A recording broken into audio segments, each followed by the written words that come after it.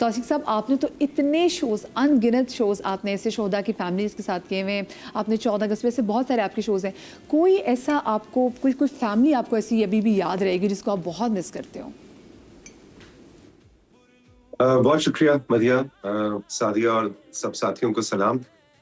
जी बिल्कुल आपने ठीक कहा, मैंने कई साल जो शोहदा की फैमिलीज़ के साथ शोज़ किए, वो एक बड़ा अजीब मोमेंट होता है जब मुझे बताया जाता है कि आज आपकी शाम को मुलाकात होगी इस ऑफिसर शहीद के वालिदा से या वालिद से या उन शहीद की अहलिया से। तो बड़ा मुश्किल मोमेंट होता है कि अच्छा मैं उनसे मिलूंगा, वो पहले मिलवाया जाता है और फिर हम स्टेज पे जाते हैं ताकि थोड़ा कंफर्ट लेवल आए। आप यकीन कीजिए कि मैं इतना नर्वस होता हूँ जो ही मैं उनके सामने जाता हूँ। सादिया बात कर रही थी उस शहीद के चुने जाने की, मैं बात करूंगा उसके खानदान के चुने जाने की भी, इसलिए कि खुदा ना खास्ता आप किसी से कहें कि भाई कल आपके साथ ये वाकया होने वाला है कि आपका जवान बेटा या आपकी जवान बेटी इस दुनिया में नहीं रहेगी, तो वो तो कोलैप्स कर जाए। लेकिन शुहदा की फैमिलीज के अंदर वो करेज, वो एक जादुई ताकत पता नहीं कहां से आ जाती है। मैं वो माएँ भी चुनी हुई होती हैं। अनकंफर्टेबल कह लें, नर्वस कह लें, थोड़ा सा मुस्तरब कह लें, हुआ करता था, लेकिन उनसे मिलके वो एक स्माइलिंग फेस के साथ, जी बिल्कुल, हमें फख्र है कि हमारा बेटा शहीद। मुझे याद आ रहा है हम एयरफोर्स की बात आज कर रहे हैं बहुत, तो मरियम उनका नाम था जो कि फ्लाइट लेफ्टिनेंट मरियम जिनका जहाज, उनकी वालिदा उनके वालिद से मेरी मुलाकात हुई, ऐसा स्माइल चेहरे पे जैसे उन्हें इस कहानी का पता था कि इसका अंजाम ऐसा ही होना है। तो ये जो चुना जाना है ना, इसके ऊपर मेरा ख्याल है कुछ नहीं कहा जा सकता, ये कैसे होता है, ये क्यों होता है। सिर्फ ये कह सकते हैं कि we are so proud of our officers and we are so proud of our air force, army and navy. अभी देखें हमारी नेवी जो है कितने जबरदस्त कारनामे कर रही है इस वक्त। पिछले 2 महीने की आप कहानियां सुने, हमारी एयर फोर्स ने हमारा सर फख्र से बुलंद किया। तो ये जो जो शुहदा हैं उनको भी सलाम बनता है, लेकिन जो गाजी हैं, जो मतलब हमारा हमारा झंडा बुलंद कर रहे हैं, पूरी अक़वाम आलम में, पूरी दुनिया में इस वक्त बात हो रही है कि कौन टक्कर दे सकता है पाकिस्तान की एयर फोर्स को, तो कोई भी नहीं है। तो आई थिंक कि ये सलाम इस वक्त गाजियों को भी आज के दिन बनता है। बिल्कुल बिल्कुल बिल्कुल। अच्छा तौसीक साहब, ये मुझे बताएं, जब लास्ट ईयर ये मार्का हुआ था उस वक्त जज्बात क्या थे, ये बताएं। जज्बात ये थे कि ऑफ कोर्स यस पाकिस्तान के वाले जज्बात थे, लेकिन अभी आपने इंडियन मीडिया का जिक्र किया तो मैं तो खुदा की कसम बहुत, मेरे लिए वो एक कॉमेडी प्रोग्राम होता था। जैसे लोग कहते थे कार्टून नेटवर्क, मैं कहता था नहीं भाई, कार्टून नेटवर्क तो बड़ा बड़ा सोच समझ के बनाया हुआ कंटेंट होता है, इनको कार्टून नेटवर्क क्यों कह रहे हो तुम लोग, मुझे बड़ी हंसी आती है।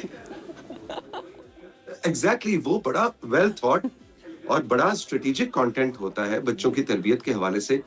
इस कंटेंट को तो कार्टून नेटवर्क भी नहीं कहा जा सकता। हाँ, मैं हंसता था और मुझे याद आती थी अपनी खाला, अल्लाह उन्हें जन्नत नसीब करे, वो बहुत अच्छी ना सब्जी और कड़ी पकौड़ा और भिंडी ना बहुत अच्छी बनाया करती थी। तो उनका मयार ये होता था कि भिंडी जो अच्छी बना दे, तो वो तो किसी ने पूछा कि हाँ जी आज हमारी बेटी ने या बहू ने या किसी ने भिंडी आज घर में कैसी बनी, तो कहती है मुझे खा के बहुत अच्छा लगा क्योंकि मुझे पता लगा भिंडी कैसे नहीं बनाते। तो जो इंडियन मीडिया है ना, उनको देख के मेरा ख्याल है आने वाले वक्तों में भी आप जिक्र कर रही थी कि आने वाले वक्तों में मीडिया के स्टूडेंट्स के लिए, जर्नलिस्ट के लिए इन्होंने एक मिसाल कायम की है, and I am so very thankful to Indian media for the last 1 year कि उन्होंने बताया है कि what not to do, because हमारे मीडिया स्कूल्स में, इंडिया में, पाकिस्तान में, पूरी दुनिया में लेक्चर्स दे दे के लोग पागल हो जाते कि जर्नलिज्म कैसे नहीं करते, उनको कोई मिसाल ना मिलती। इंडियन मीडिया ने वो मिसाल छोड़ दी। So thank you Indian media. Tauseeq भाई, यहाँ मैं टोकूंगी इजाजत लेते हुए, उन्होंने मिसाल छोड़ी नहीं है, वो अब तक कायम है। अगर आप अभी भी देखें जो ईरान और अमेरिका की सालसी चल रही है, उसमें भी सबसे पहले उनका मीडिया यही कह रहा है कि पाकिस्तान झूठ बोल रहा है और ऐसा कुछ नहीं हुआ और वो नहीं हुआ और ये नहीं हुआ। सादिया जी, तो ऐसे सालसी के किरदार को डिफाइन करने के लिए, सॉरी आपकी बात काट रही हूँ, सालसी के किरदार को डिफाइन करने के लिए ऐसा गंदे टर्म्स उनकी मोतबर सीनियर एंकर जर्नलिस्ट इस्तेमाल कर रही हैं लोगों के सामने बैठ के कि मैं तो टेलीविजन पे क्या, मैं शायद अपने अब्बा और अपने घर में अपने बच्चों के सामने वर्ड इस्तेमाल नहीं कर सकती। तो मतलब आग का तो ये लेवल है उनका। और अब उनके अपने लोग मीम्स बना बना के थक गए उनके ऊपर। हाँ, तो वो नहीं थकेंगे, उनकी तरबियत ही ऐसी हुई है।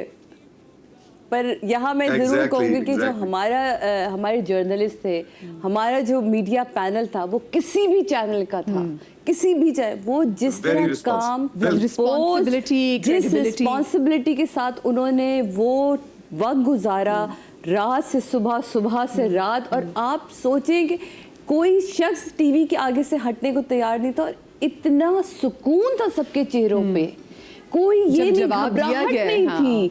लेकिन जैसे ही वो आया और वो जो फतह थी ना, मेरा ख्याल है कि ऐसी फतह आज दुनिया याद करी और आज हम सबके चेहरे इसलिए मुस्कुरा भी रहे हैं। रोंगटे खड़े हो रहे हैं।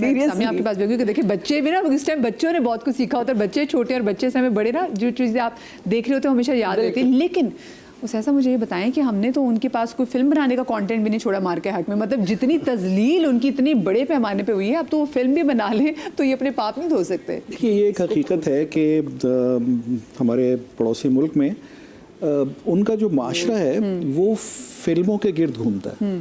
जैसे हमारे माशरे में होता है कि हम मगरिब के बाद आएंगे, ईशा तक बैठेंगे, कोई इस तरह की बात होती है, कोई हमारे रेफरेंसेस हैं। जी जी, मैं मजहबी लिहाज से नहीं कह रहा, मगर मैं कल्चरल पॉइंट ऑफ व्यू से हमारी टाइमलाइंस, उनके पास हर चीज़ ये होती है कि ये फिल्म आएगी तो देखेंगे, इस फिल्म के बाद ये होगा, वो मौजू फिल्म का ज़ेर बहस महीनों रहता है। उनकी तमाम कल्चरल एक्टिविटीज़ फिल्म के गिर्द घूमती हैं। तो उनके खमीर में एक फिल्म, एक ड्रामेटाइजेशन, वो एक हिस्सा है। और शायद उनकी जो पॉलिटिकल हायरार्की है वो भी इस बात को बहुत अच्छी तरह समझती है कि किस तरह से कौन से टूल्स इस्तेमाल करके उन्होंने अपने मकसद को अचीव कर लिया। और यकीन कीजिए इस वक्त भी एक कॉमन इंडियन मैन, मैं जिसको कहूँगा 1.5 बिलियन में से शायद 1 बिलियन कॉमन इंडियन मैन है, जिसको इस बात की समझ ही नहीं है, इदराक ही नहीं है कि उसको सच्चाई, और उसको तो जो जिस तरह से पेश किया जाता है और उसको इतना इंटरेस्टिंग कंटेंट बना के पेश किया जाता है, ही बाइज दैट।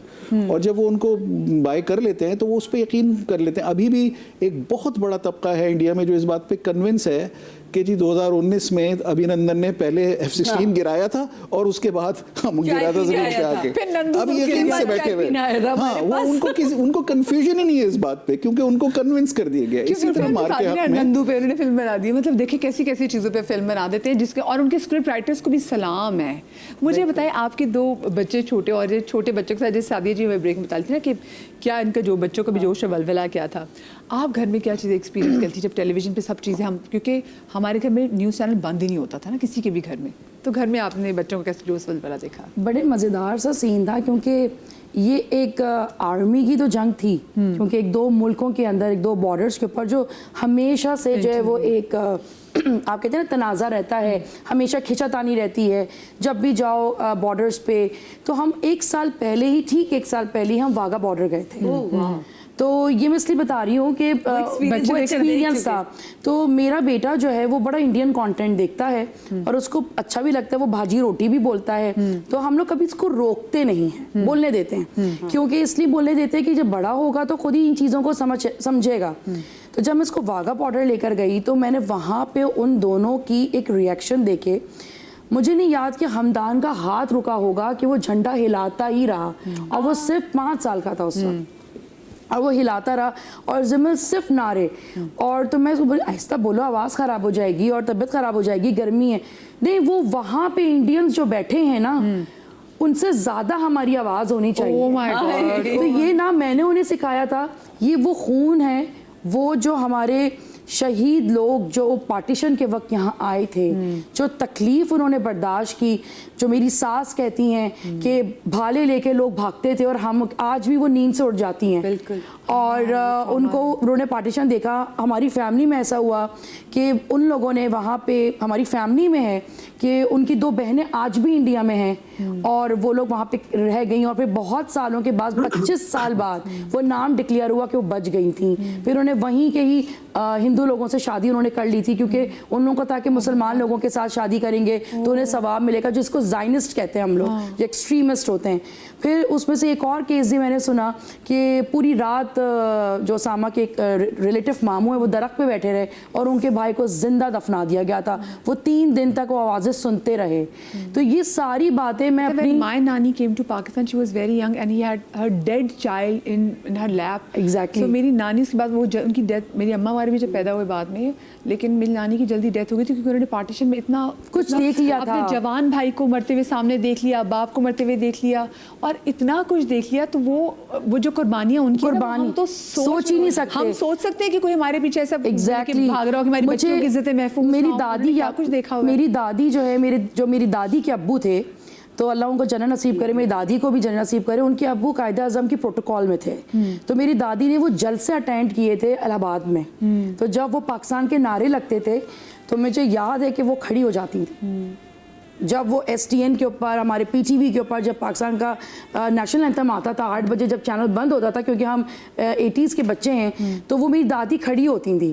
تو کبھی کبھی کہ دادی کیا گھر میں بھی کھڑی ہو جاتی ہیں آپ, تو کہتی ہے تم وہ جذبہ نہیں سمجھ سکتی جو میں نے جذبہ اٹینڈ کیا ہے. تو مطلب وہ جو فیل ان کے اندر تھا, وہ شاید وہ پارٹیشن کے وقت جو ہمارے بزرگوں نے جو قربانیاں محسوس کی ہیں نا, اس کا خون ہمارے اندر ہے.